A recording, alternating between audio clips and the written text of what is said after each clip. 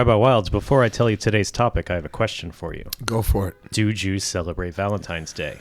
I mean, there are Jews who do, but are you asking me whether Jews should? Yeah. So, according to ChatGPT, it's got both pagan and Christian roots. Mm-hmm. Before it was Valentine's Day, mid-February in ancient Rome was basically a pagan fertility festival called Lupercula. And then later the church associated February 14th actually with Saint Valentine, who was a Christian martyr. So, it definitely does not have Jewish roots. It has pagan and Christian ones. But the idea of celebrating love or the person you love, that you're romantically involved with, your husband, your wife, that's a very Jewish concept. So I don't think there's anything wrong with us, kind of using it to talk about Torah concepts about love. Okay, so we won't celebrate Lupercula, and we won't think of it as Saint Valentine's Day. But mm-hmm. Right, it is just generally a day where we think about love. And so, given all of that, this is today's episode is the Valentine's Day special episode of the Jewish Experience podcast. It's, by the way, everyone here listening should just know that there's no preparation for this. I didn't even know that. So we want to talk about kosher dating. We want to learn if some of the habits that we picked up in the secular world don't fly in the religious world. Mm-hmm. And I guess we're all just looking for love.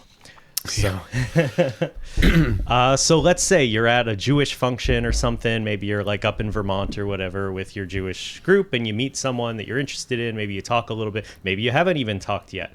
Do you have some advice on how to approach someone in a way that's not going to run you into any halachic problems? Well, we actually talked about this at the ski retreat. You asked in front of about 60 people. Yeah, it was purely hypothetical. Of course. Is there an appropriate, inappropriate? Listen, I commend people, men or women, who approach someone that they have some romantic interest in and try to get a conversation going. Not everybody can be fixed up or match made with somebody else. You may just have to meet someone the old-fashioned way, which is to see somebody and strike up a conversation. So as long as you're not creepy and you don't say anything like inappropriate, I think it should be said that a man or a woman going over to someone else and just trying to maybe not a pickup line, but something that allows them to talk to the other person. Maybe you say like a hi. The other thing I mentioned is if you are at an event where people are going to meet each other and you're going there to meet someone, might be advisable not to stand with too many other people. It makes it intimidating for other people to go over. Yeah. And it's weird because you don't want to be standing alone, although some people are comfortable enough with, in their own shoes to be able to do that. That makes it easier for other people to come.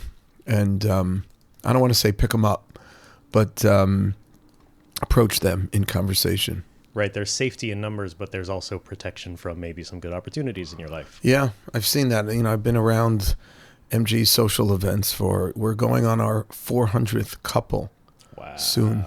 We're up to 397, 398 couples that have met married through MJE. And a lot of people have met at our events, and it's just easier when you have less of a guard up.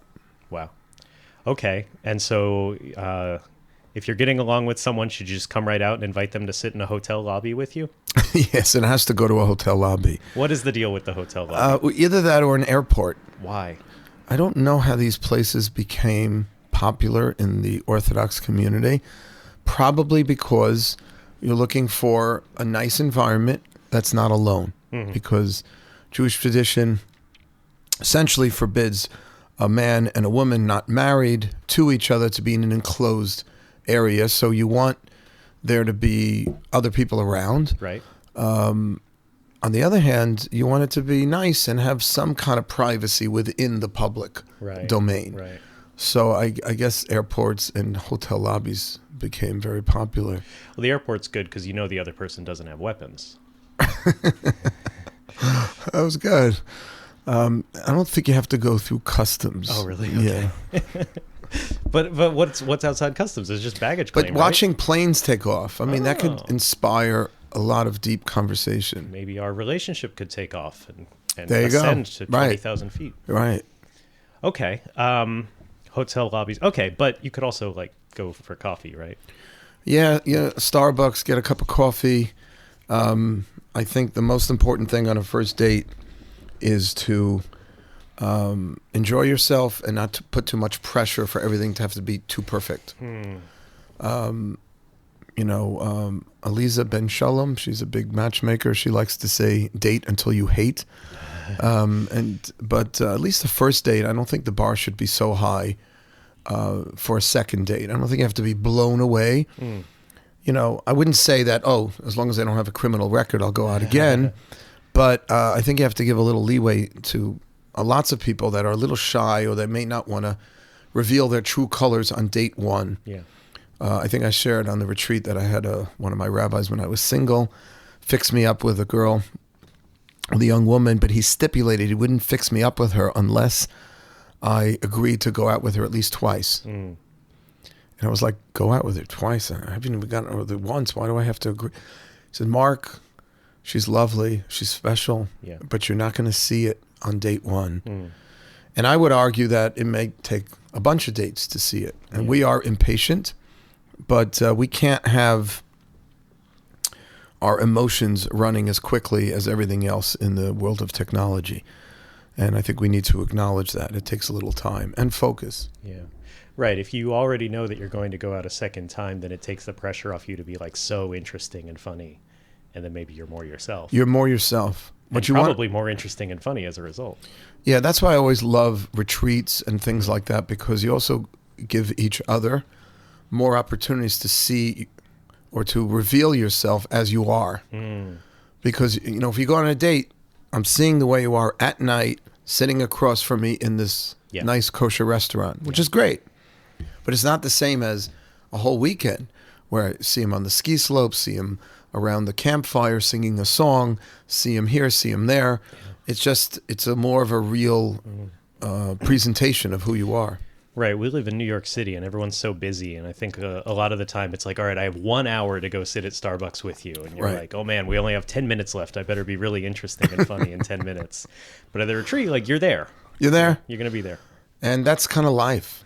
Life isn't this like intense, you better be great right now or else. It's not a job interview. Correct. It feels that way to a lot of people though. Yeah.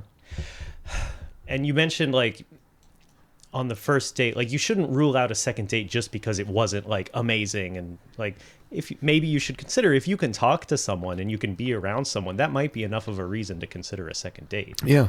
And there's so many, it's very easy to rule people out. It's very easy to meet someone and notice one little thing and be like, oh, that's it. We can't be married. We'll never work. I would also add, when it comes to, let's say, physical attraction, which is important, I would also say to keep an open mind past date one, because physical attraction is a very tricky thing because personality factors into that. People are much more physically, even sexually attractive based on things they say, how they say it. That is part of the whole kind of courtship experience. And it's not just like, she's not my look, he's not my look, I'm done. Now, if someone is completely out of the parsha, as we like to say. Out of the parsha? Yeah, you ever hear that expression? No.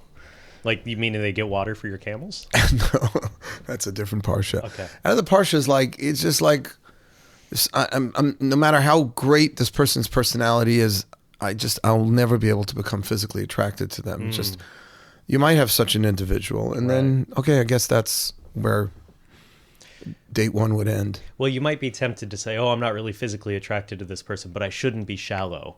I should give someone a chance for I shouldn't rule someone out just because I don't like their look. But you're saying you shouldn't pretend that looks aren't important.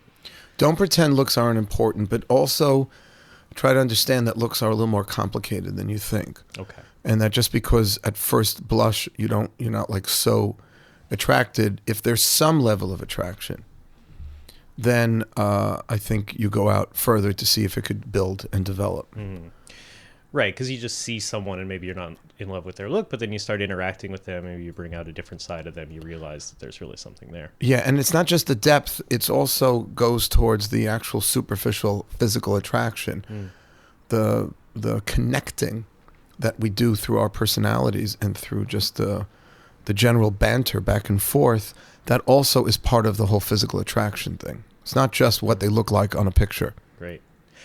Now, we talked about, like, there might be a lot of reasons to rule someone out. And I think in the religious world, one of the big ones is like, well, they don't observe the same way that I do, Right. or at the same level that I do, or someone's too kosher or not kosher enough. Yeah. What do you do about that? So I'm of the opinion that you don't have to be on the same page, but you have to be in the same chapter. Okay. I think if you're not headed in the same direction, Jewishly, religiously, it could be a problem, and it might really spell the end, because you can't be living completely different lives. Now, that doesn't mean you have to be completely exactly on the same sentence.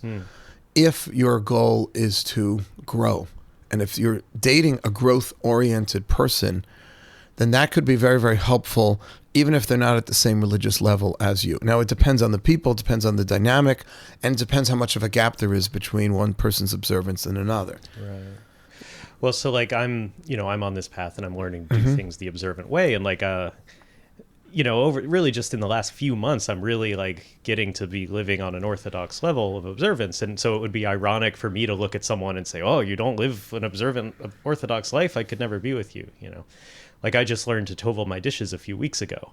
So it'd be ironic for me to meet with someone and say, what, you haven't toveled your dishes? You're clearly, I couldn't get along with you. Right. How could you live with yourself? How could you live with, okay. But it's okay for someone to grow into this. Yeah. As long as it's not completely being done for the sake of the other. Because this is not, I gave the example on the retreat about squeezers and rollers. Toothpaste. I talked about toothpaste. Yeah. So I squeeze my tooth, but I've met people who like to roll their tooth.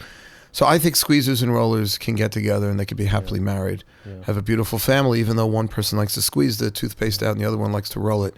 I'm making a little of a joke. Yeah. Well, we appreciate you being vulnerable about this side of yourself. Yeah. So that's what this podcast is about, really opening up. But you can't really just say, you know what, I don't keep Shabbos. I'm just going to start keeping Shabbos for this other person. Now, you could, like theologically, there's nothing wrong with that. The great Maimonides says, mitoch shelo lishma ba lishma, from that which comes from not being from that which comes from doing something not for the sake of its thing itself, but for some other reason. Person starts keeping Shabbos because they are in love with this woman and she wants him to keep Shabbos, and he doesn't believe in it at all. We don't judge it. We say, fine, keep Shabbos because of her. We'll see what happens to it. But in terms of a relationship, that's going to spell disaster if you're only doing it for the other person. And I have a lot of experience with this. If you're only doing it for the other person, the reason I gave the squeezing and the rolling is that it's not as trivial as squeezing and rolling. Shabbos is serious. Shabbos is serious, and it's asking you to really curtail your lifestyle, to be fully Shabbat observant or kashrut or some other area of religious practice.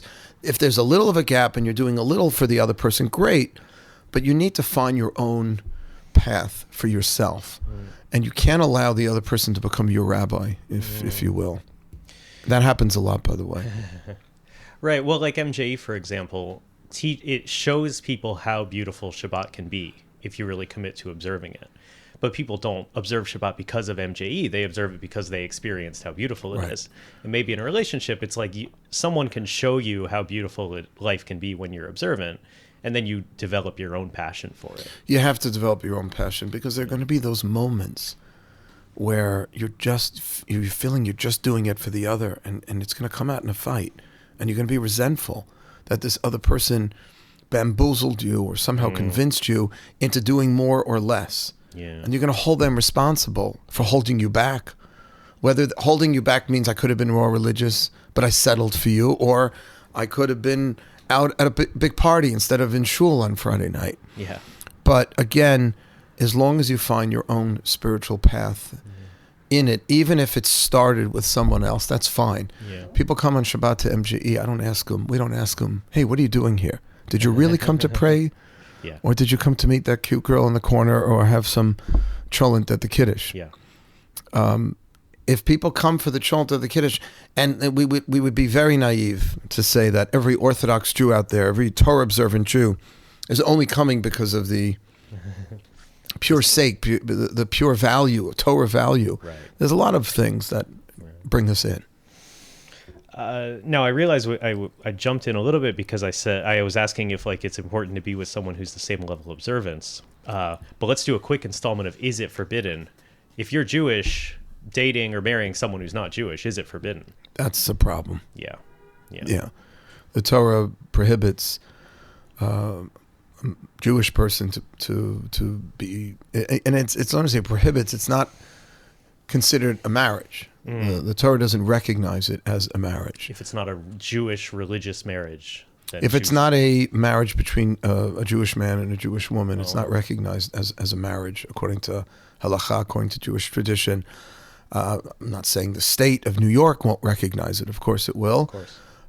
But we are really supposed to marry of the same faith or someone who converts. Right. We're open to conversion. Sure. And I think it's important. I don't want to just say the halacha and drop it. Like, the ultimate reason to marry a fellow Jew is not because we think we're better than anyone else. I mean, some of us are clearly better than others. Clearly. Yeah. No, but the reason is because you want to perpetuate your Judaism. Yeah. And you can't really perpetuate your Judaism with someone who isn't of the same faith. Now you'll say, oh, he's very open-minded. We have studies. The studies overwhelmingly conclude that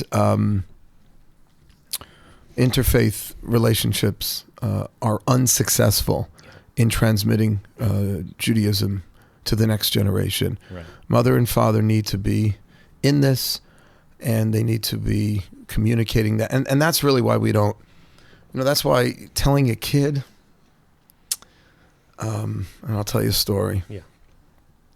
Years ago, my stepmom, she had a dentist, and while she was on the chair, the dentist was very upset, which is not a good thing. Very upset that his son, The dentist's son. He was distracted by his son while he was operating on...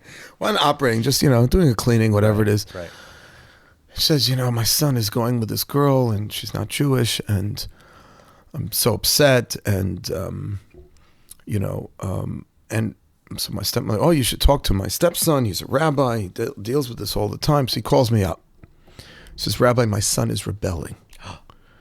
I said, what do you mean your son is rebelling? My son is rebelling. I brought him to temple every Yom Kippur. And he's brought this non-Jewish girl home. And I said, okay, I hear it. Tell me a little about his Jewish upbringing. Yeah. Because he asked me if I could meet with him and try to talk him out of this, which is a little of a ridiculous thing. But okay. I said, well, give me a little background. At least I'll call him. Rabbi, every Yom Kippur, I took him to temple. And we fasted together. We prayed. I said, that's great. That must have been a very meaningful experience. And I said, anything else? He goes, every Yom Kippur, Rabbi. We prayed all day. I said, was there any Jewish can't? Nothing. And I said, respectfully, why do you think your son is rebelling against you? He's rebelling against coming to synagogue and not being able to eat all day, clenching his fist and tapping himself. I did this wrong. I did that wrong. Mm-hmm. Yom Kippur is very important, but it's not a rebellion. Right, you brought him to the most exhausting, you're just tired and hungry. That's his experience of Judaism. And so I don't look down on people who intermarry because it's usually, in most cases, coming out of a situation where there just isn't enough of a reason for the person to care. Right. To transmit Judaism to the next generation. They didn't have such a great experience with it themselves. Why do I want to perpetuate this thing if it wasn't so great for me? Right. Why do I want to do that to my kids? Where they? And that's why the only response to anti-Semitism. I'm so used to talking about anti-Semitism. The only response to intermarriage is Jewish education and Jewish inspiration. Yeah.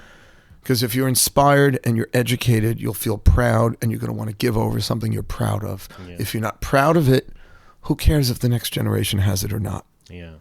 Right. It gets back to what you said. You have to develop the passion for it.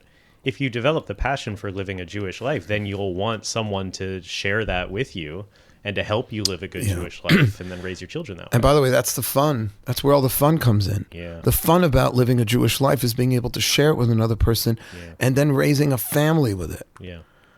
And if you don't have that feeling for the Torah, for Judaism, it's like, what's the motivation to marry someone?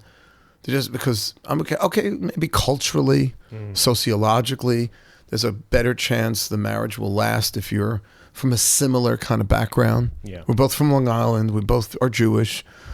But that's not really what Judaism is about. That's just sociology. Yeah. Okay, now what if you're in a situation where maybe you're close with someone who's not Jewish, maybe you have some kind of relationship, and you say, "Oh, it's easy. She'll just convert for me." Yeah. You know. Sure. Is that a good solution to the problem? Convert for me right off the bat? No. Yeah. I have great stories of people who've come through our doors. There was a woman who was brought by her boyfriend. Okay. Okay. And I saw like a light go off when I started teaching the class. The boyfriend's Jewish, his girlfriend's not Jewish, and she wants to, he wants her to come and convert, so he brings her to MJE. Right. And now we don't technically do conversions, but we sponsor people, and we have the RCA primarily do it for us. But I saw this woman was very, very serious about like the questions she was asking about Judaism. Okay. And the guy was like falling asleep, the Jewish guy. Really? Was like half asleep. And then pretty soon she was coming without him. And then she'd show up to the minyan on Shabbat to services earlier than him. And then she was getting more and more serious about it. And now he had a real problem on his hands. Yeah. He had someone who wanted to be more religious than her. And all he wanted was basically a conversion in name. Yeah. And she said to him, if I'm going to do this, I'm going to do it right. Yeah. I'm either going to fall in love with this thing, believe in it, or not. I'm not doing this for you. Now, initially, she was going to do it for him. She was checking it out. Right. And it's very interesting. They ended up breaking up because he wasn't religious enough for her. Wow. She converted to Judaism and ended up marrying a more observant guy. Wow. So it's an opportunity, and but the idea of just doing it to make somebody feel better, I'm not into. And I also think it sets up the prospective convert for failure. Because you're basically bringing them into the Jewish world, holding them responsible for Jewish law, and they're not really committed. They were just doing it because their boyfriend or their girlfriend's parents or grandparents pressured them into it. That's not what conversion is about. Conversion is about a choice to live a life as a Jew.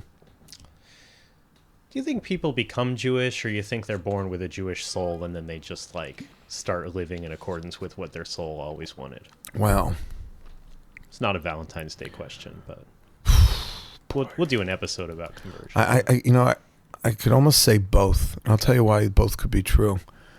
Because there are people who've come around, and I said to them, why is it that you're coming around and we're not Jewish? And they said, I just always gravitated towards Jews. Mm-hmm. There was a woman here 2 years ago who was in that situation, not Jewish at all, but preferred going to her Jewish friends' bar and bat mitzvot than her Christian friends. Whatever they have. Whatever it is that they're doing. I think a confirmation they have. Confirmation and all that fun stuff. So, and I said, what is it? And it was an inexplicable thing. Yeah. She just felt like her soul was drawn to that. Yeah.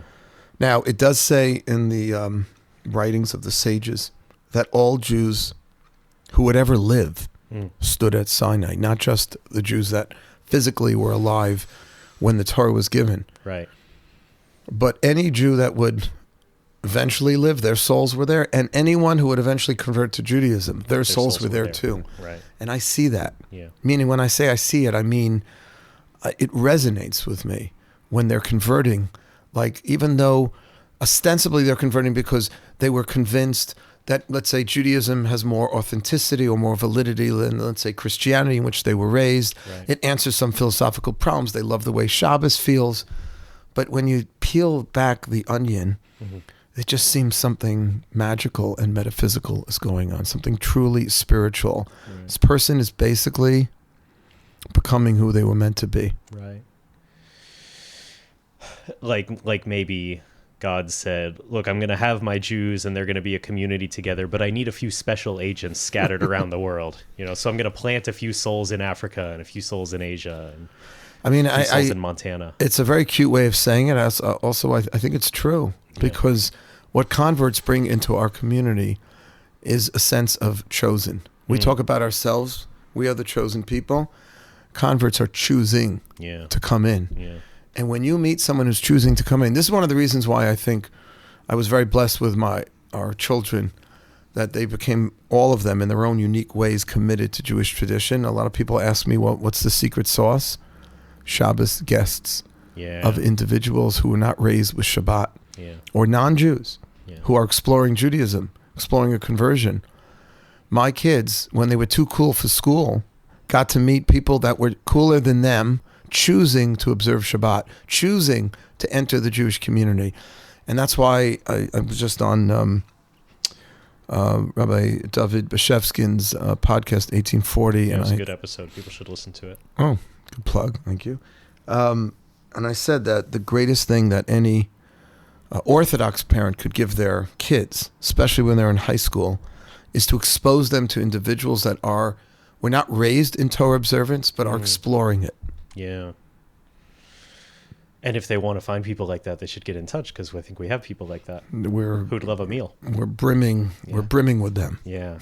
Wow. Okay. So you wouldn't want your partner to convert to Judaism for you, but you may be surprised to find that someone who converted may actually be perfect for you, and they may be the Jewish partner you've really been looking for. Yeah. And by the way, don't misunderstand. When I say you don't want them converting for you, it's okay if the initial impetus was the relationship. Right. But you need a partner who has the passion that you have. Eventually, that person needs to find their own path. Right. But it could be triggered by the relationship. And there's an interesting debate in Talmudic literature. Can you convert someone who was doing it what's called l'shem ishus, for the sake of marriage? Oh, okay.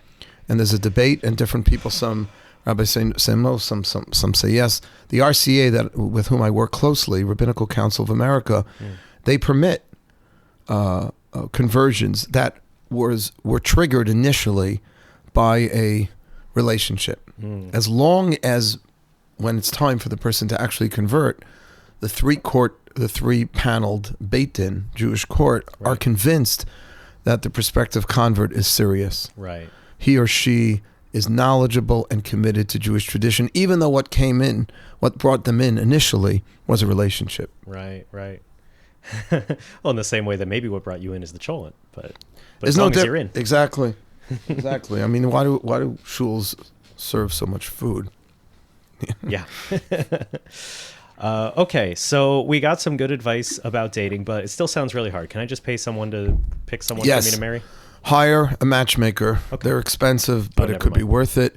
There's no mitzvah to go out there and have to go to every social event under the sun if you can get fixed up. Okay. And that's what in the more, I guess, ultra-Orthodox community is being done routinely, where they kind of frown on mixers to begin with. So the only way for a typical, person who's a little more in the ultra-Orthodox world, and it's found its way into the Yeshiva University modern Orthodox world also. It doesn't seem as it was 30 years ago. I went to mixers when I was single to meet girls. Right. And a mixer could be a kiddush or it could be a retreat. Kiddush, retreat, Shabbaton, right. A Hawaiian night at YU. When I was in YU 30 years ago, they had, was it 30 years ago already? Wow. That long ago? No. They had just a mixer. Girls, young women from Stern and other colleges came, and we just hung out. It was. How about the book sale? The Sfarim sale. I mean, this is funny. So today, when it's a little frowned upon in parts of the Orthodox world to have these mixers, so then they have a Sfarim sale. Yeah, for Sfarim, for books. It's for books. Yeah. It's purely for books. No men and women will ever be caught talking to each other, just reading. I'm making a joke. Of course, it's a great way for people to meet. Yeah. But I encourage people to go to classes also. That's how my wife and I met, at a class. Like Wednesday nights at MG. Yeah, there you go. Okay. Shameless plug. But you could hire a matchmaker. And this is You can someone hire a whose matchmaker. job is to know everyone in the community and think of people who might get along. Correct. And it cuts through a lot of the nonsense, because think about it for a minute. When you meet someone at a mixer, Yeah. so you're basically approaching them. Do you know anything about them, or you just like the way they look? Yeah. So you basically... You like the way they look, and you know that they go to mixers. Right. That's all you know. So the matchmaker shadchan way is What's that word? A shadchan is a matchmaker. Shadchan. Is that Yiddish? Shadchanut. Shadchanut. No, it's Hebrew. Cool. Yeah. The way that... Well, it's the same root as shidduch, right? Mm-hmm. We should teach people these great terms. Yeah. But think about it for a minute. All of that pre-screening stuff is being done by somebody else. Yeah. And now you like when you walk over to someone and use the line to get them to talk to you, you don't know if they have the right personality you're looking for. You don't know where they're at in their religious life, even if they're at a mixer with other Jews. The matchmaking situation, in a sense, is ideal. Yeah. Because if you're really focused on getting married, this person's going to cut out a lot of the excess, stuff that we have to kind of cut through in order to find our soulmates. Great. Okay. But it's expensive. It doesn't have to be. Do you get your money back if they don't pick someone you like? You don't necessarily pay. In some matchmaking situations, you don't pay unless they actually find you somebody. Oh, cool. Yeah.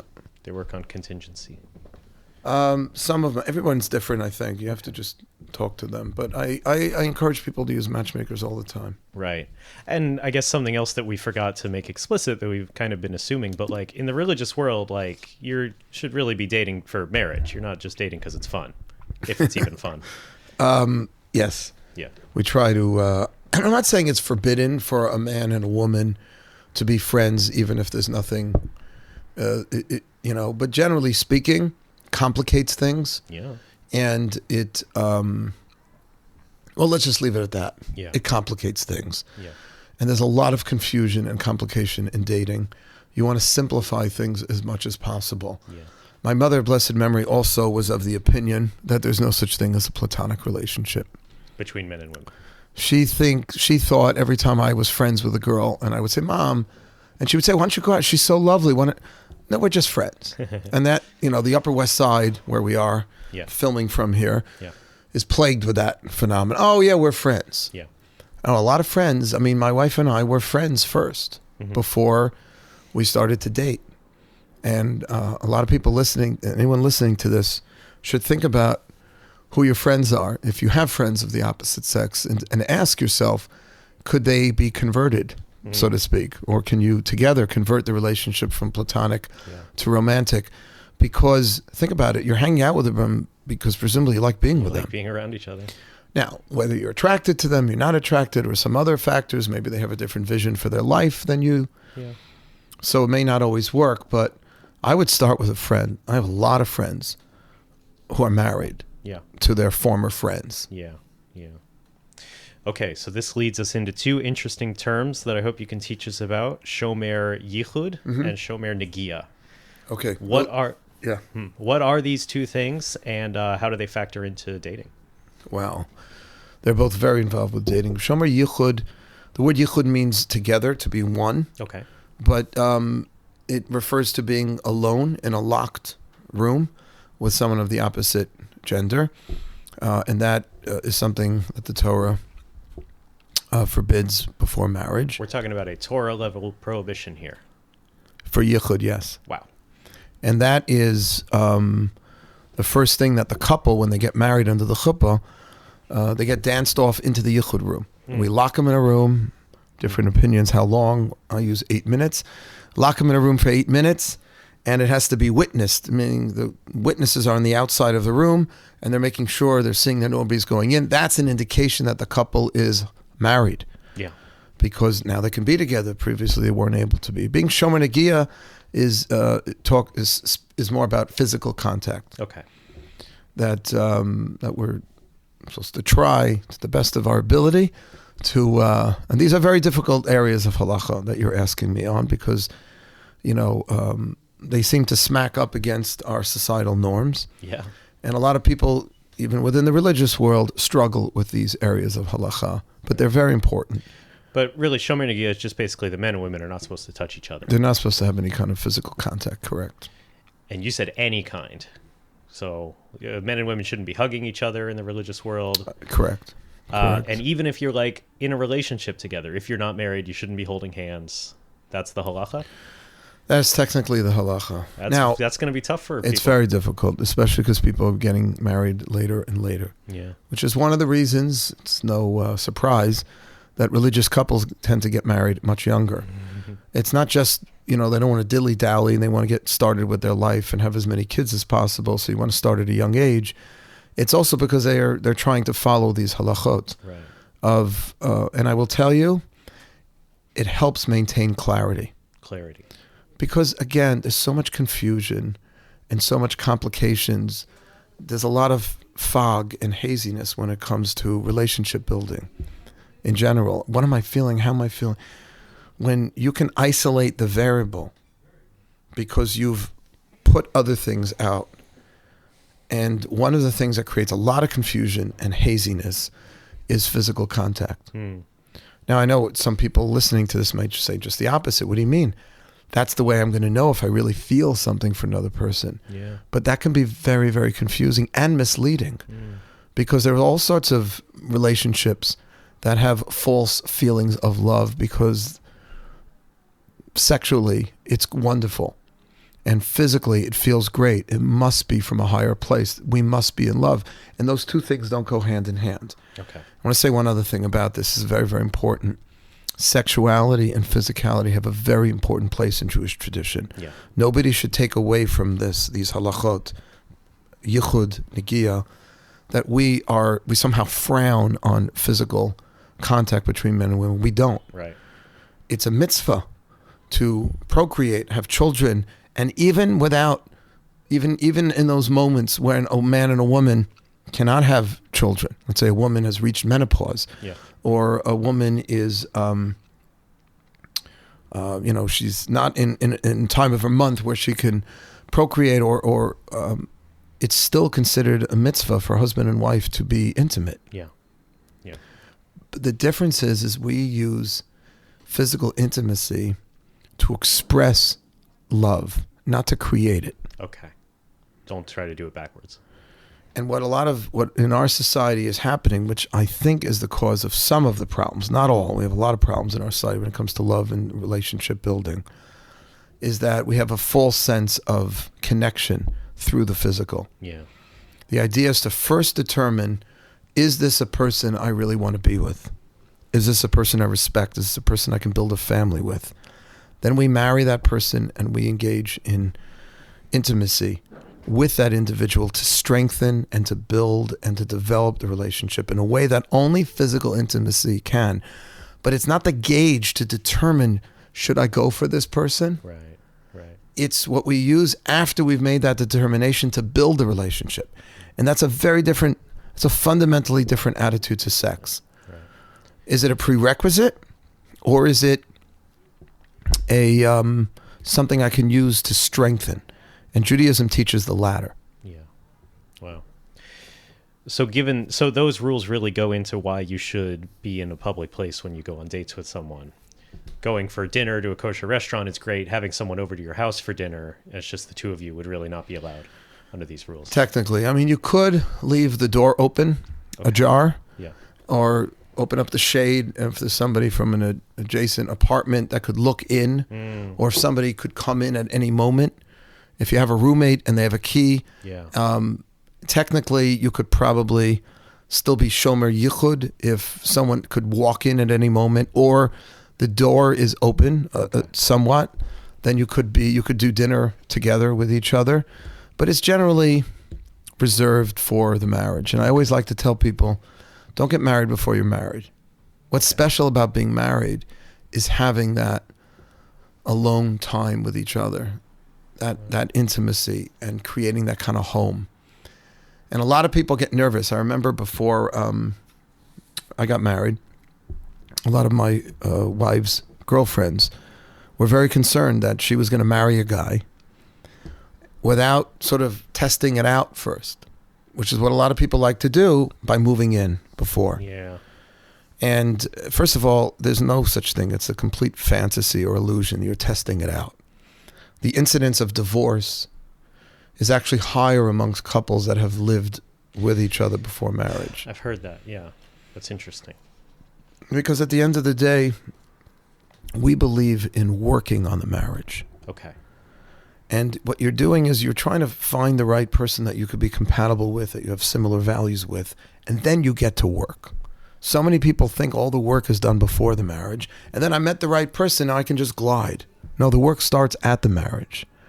The only thing you need to do before the marriage is determine, is this the person I want to do the work with? And that's why you don't need sex for that. Mm. And that's what you need, some courtship. You need some getting some chemistry going so that you can see if you have that, if you want to be intimate with that person. But we have a lot of confidence that if a person really likes another person and they're physically attracted to them and they have common values, they're going to make the sex work. Right, right. Wow. Well, I wonder though, and we don't have to like put out everyone's business, but you do wonder if there's kind of a wink of like, oh, when we're dating, we were never isolated together until we were married. You know, we never touched each other until we're married.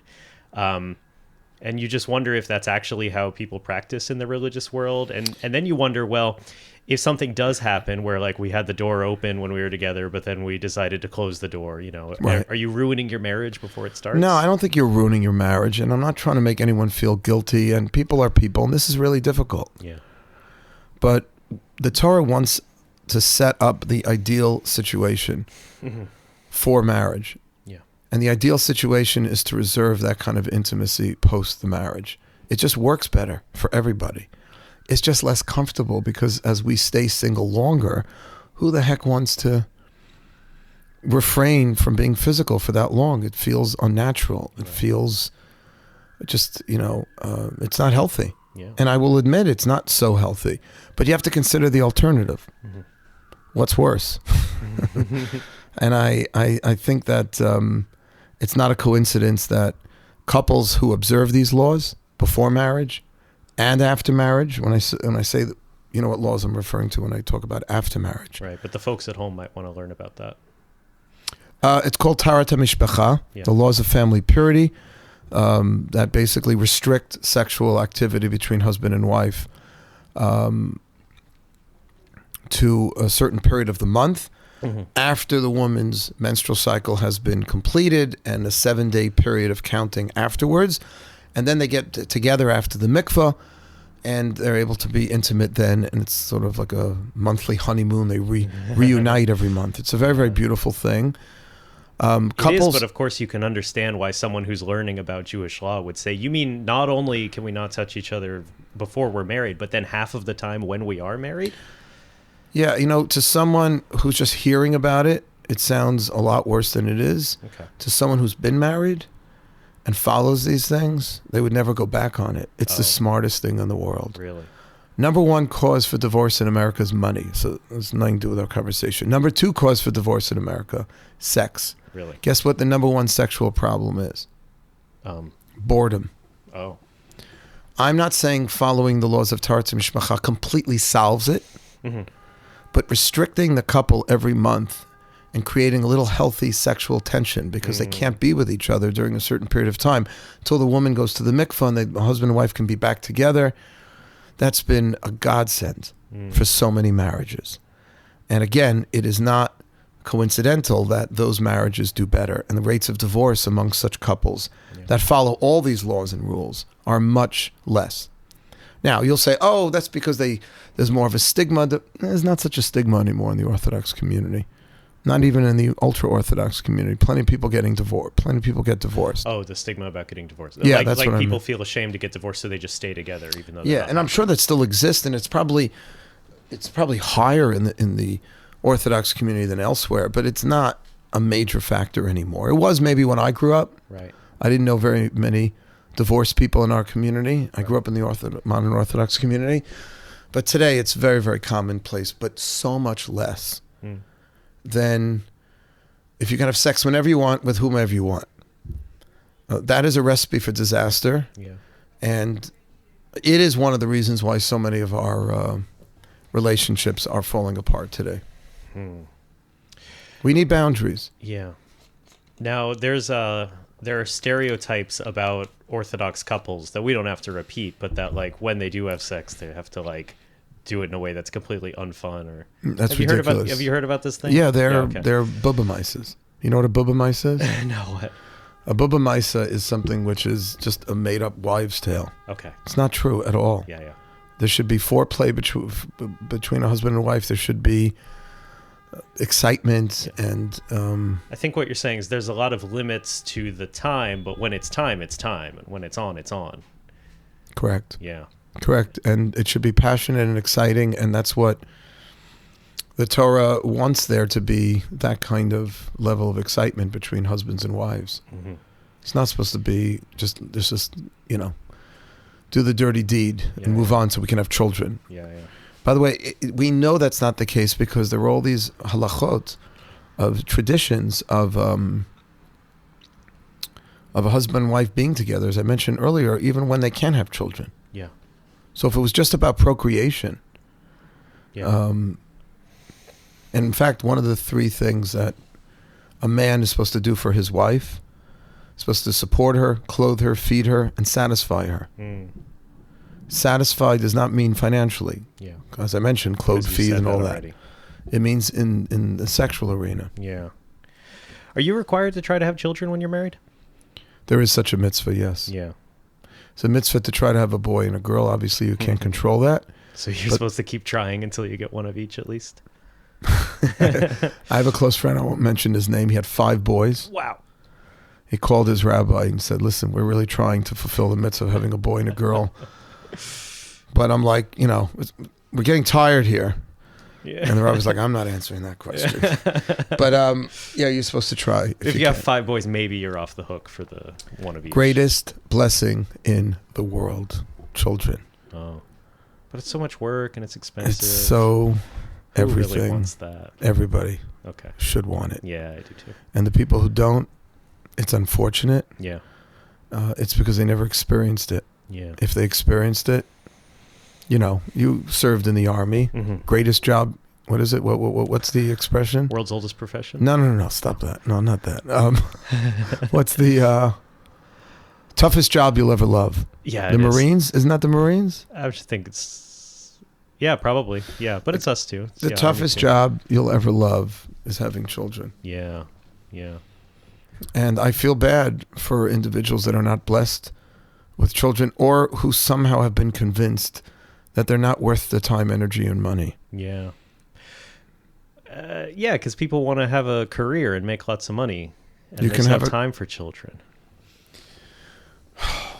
Listen, if you have become convinced that's what's going to produce happiness, I don't know how anyone could give that kind of definition of happiness. Yeah. At some point, a person wants to have a legacy. Yeah. They want to pass on what they believe and leave this world in a better place than they found it. Of course, you can do that through your profession to some degree, and you can do that by influencing other people and so on and so forth. But there is nothing like leaving a child behind who you positively influenced to impact the world. Yeah. I don't care how many... Now, not everybody's blessed with children. Right. The late and great Lubavitch Rebbe, they weren't able to have children. He considered all of his chassidim and his students to be his children. And what a legacy. But to choose not to. And this is unfortunately becoming increasingly popular. I have students who go out with somebody, they don't want to have they really just don't want to have a child. And listen, I don't fault them and blame them and judge them. It might have been that they had a very difficult childhood or something else happened that just turned them off to having. But just saying, it's going to affect my body, it's going to affect my wallet. That's just an expression of a level of just not knowing of what kind of power can be packed within this little bundle called a child. Yeah. Greatest pleasures and just inspiration and love But it comes like anything else. It comes with a price. It's not cheap. It's not cheap, no. Yeah. Well, I think in the modern world, and maybe in like the more progressive Jewish world, people look at Orthodox Jews and they say, there are so many new types of relationships you can have and so many new forms of sexual expression and of love. And who are you to tell people that their form of love is invalid? Right. It seems that the reason Orthodox communities stick to the halacha, well, we stick to the halacha because it's halacha, but sticking to the halacha means that we're having the kind of relationships where we can be blessed with children and where we can, if we believe that God wanted us to bless the world with our children and to be blessed with children, those are the kind of relationships we'll have. So I want to rephrase the way you originally started to articulate this. Okay. Us telling other people that it's just a question if you believe in Torah or not. Right. If you believe that this Torah is an expression of the divine will, of the greatest beyond any human being's brain could conceive of, then that's what you're going to put your faith in. Yeah. And that's where you're going to get your wisdom from, and that's where you're going to get your definitions of what true love is and between who and who, and how open you are to accepting new ideas that are not in the Torah. Yeah. And if you believe that this is coming from a higher place, does anyone really think we know ourselves that well? We have such a handle on our own personalities and psychology that we could truly know what will bring about the greatest love and happiness and goodness in the world? Because we're doing this to bring about goodness. So something might feel good, but is it? And something might, in our society, which is becoming more and more permissive, say, should be open to this, open to that. But if it's not coming from a higher place, I just don't trust it. Yeah. Yeah. You've mentioned a few studies, and it sounds like what science is doing is slowly catching up with the discoveries that we received thousands of years ago. I mean, I'll tell you, my first book, Beyond the Instant, I wrote in 2018. What I did was I wrote up 10 different wisdoms of Torah, and one having to do with happiness, with purpose and mission in life. And then I went to someone not Jewish who was an expert on studies, psychologist. Okay. I said, I want you to find studies that seem to indicate what I'm saying. Okay. And he was like, this is so easy. Everything I wrote was backed up again and again with studies. You can read the book. It's the first book I wrote. And sometimes we don't have enough faith in God or in His Torah to say that's enough. I need to see it empirically proven in the laboratory of humanity, if you will. But again and again, all of these wisdoms have been tried and tested throughout the ages. They're not perfect. Right. They're still being applied to people. So as long as these halachot, like yichud and negiya and all these things, or tartim shvacha, being applied to human beings with frailties and errors and mistakes, we're still going to have divorces. We're still going to have issues. Yeah. But it's not going to come anywhere near if we were just groping around in the dark and trying to figure this out on our own. Yeah. And that's what the world is trying to do. Yeah. The world is trying, and I admire people trying to figure it out. But we have this gift. And the gift of the Torah is our message to the world. Here's how you build a good relationship. Yeah. Here's how you go about pursuing your career. The goal of Judaism is not simply ritual, like how to get married under the chuppah. God forbid somebody dies, call the rabbi up. It's how to live your life. We say this in our prayers, Kehem chayenu v'erech yamenu, that they are our life and the days of our lives. I think that was an old show. I think that's from the show Days of Our Lives. Oh my God. But it's really designed to give us the best possible life. Yeah. And the best possible life, by the way, isn't always the most pleasurable. Yeah. Pleasure and happiness don't always go hand in hand. Yeah. I might get pleasure from something, but it's not going to produce happiness for the long term. Happiness for the long term, I believe, is found by following as many of the principles of the Torah as possible. They don't always feel pleasurable at the time, but you're building something. You're laying the groundwork for true contentment and happiness. You mentioned that the military could be like the worst job you'll ever love. And it reminds me of going to sleep is nice, but if you've ever had to like guard something for 24 hours and you weren't able to sleep and then you get to go to bed, that is on a different level. And so I think that fits into the idea of like putting limits on what we're able to do so that we can really appreciate what we have. Yeah, I mean, that's why if you don't have those self-imposed, well, we're saying self-imposed. The Torah imposes it's imposed them on us, yeah. But we're choosing to accept it. Because we could rebel if we wanted. You could say no. You could say, thank you, God. I appreciate the advice. But no thanks. You know, but think about that within the context of Taharat Mishpacha, of family purity, where a couple knows they can only be with each other certain times in the month, how much more valuable those times are. Yeah. So I guess when we started by talking about like how to approach someone you're interested in, and of course you're thinking, oh man, I don't want to get rejected. I'm not good enough. I'm just an old chunk of coal. I don't have as much yeshiva learning, and someone's probably not going to be interested in me.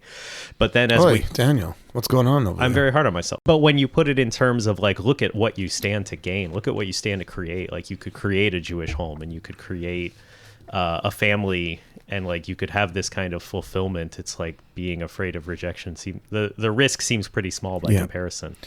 And you have to remember that, you know, my mother-in-law, blessed memory, she had this cute expression: for every pot there's a lid. I loved it. Like when she'd see someone who she considered a little strange or off, you know, walking hand in hand with somebody else, for every pot there's a lid, she would say. Yeah. Okay. And so you got to remember that too. This is not a contest of who can get the most amount of girls or guys to say yes, to go on a date or become the more it's about finding your lid. Yeah. And everybody has a lid. Yeah. And everybody's got problems and issues too.